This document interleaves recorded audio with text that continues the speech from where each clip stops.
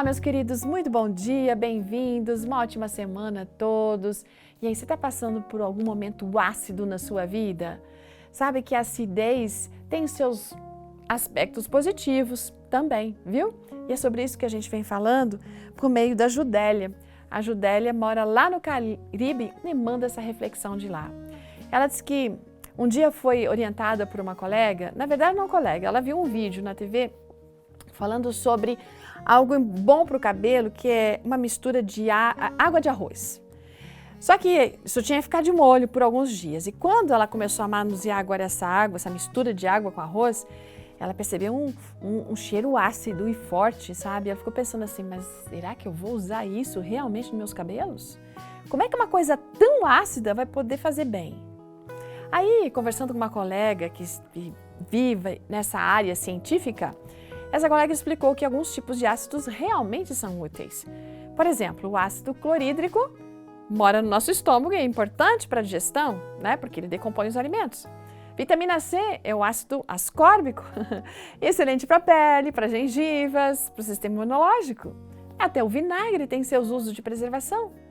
Então, aquilo que a colega falou para ela fez com que ela levasse em frente essa ideia, né? E ela ficou pensando que realmente até mesmo circunstâncias desagradáveis, coisas ácidas da vida, têm o seu lugar e a sua função para a gente. Assim como essa experiência com a água do arroz que ela teve, a gente se depara com situações que cheiram mal, situações que são ácidas, que não cheiram bem. E a gente questiona a utilidade delas, né? Mas isso vai fazer bem? Para que isso? E a gente até questiona a Deus.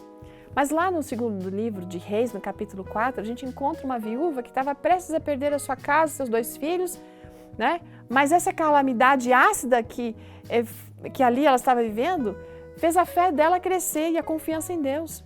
E ela e os filhos dela permaneceram naquela casa e ficaram bem.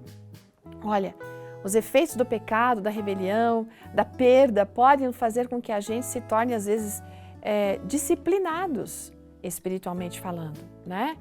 Porque Deus usa isso para fazer a gente amadurecer espiritualmente.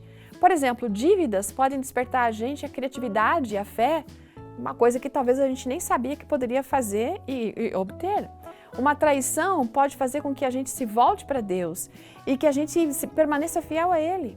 Erros que a gente comete nos ajudam a ser mais humildes e também a ser mais gentis com as outras pessoas, porque todo mundo erra. Sabe a água do cabelo? Funcionou para nossa amiga. E o cabelo dela ficou incrível. Ela percebeu isso de uma forma rápida, vendo o crescimento e o brilho que ele teve. E isso acontece na nossa vida interior também. Se a gente consegue aprender com as provações e prestarmos atenção nelas, nós vamos ver que elas vão nos transformar, elas não vão nos destruir. O próprio Davi, ele observou isso, que as aflições dele levavam ele para aprender mais sobre a lei de Deus. Nosso Deus, Ele sabe exatamente a quantidade certa de ácido que a gente está precisando, sabe? Para fazer a gente mudar, sair de uma coisa que não está tão boa para alguma coisa melhor, especialmente no nosso relacionamento com Ele. Ele permite que a gente passe pelas provas, mas Ele tem uma promessa, não vai deixar a gente passar por uma coisa que a gente não pode suportar. Então, se encorajem, né? Mesmo que pareça desagradável nesse momento, mas o resultado bom, extraordinário, virá pela frente. Deus vai restaurar, reparar, rejuvenescer, fazer você crescer e vai preservar você, porque os planos dele são sempre maiores e melhores. Beijo para você e até amanhã.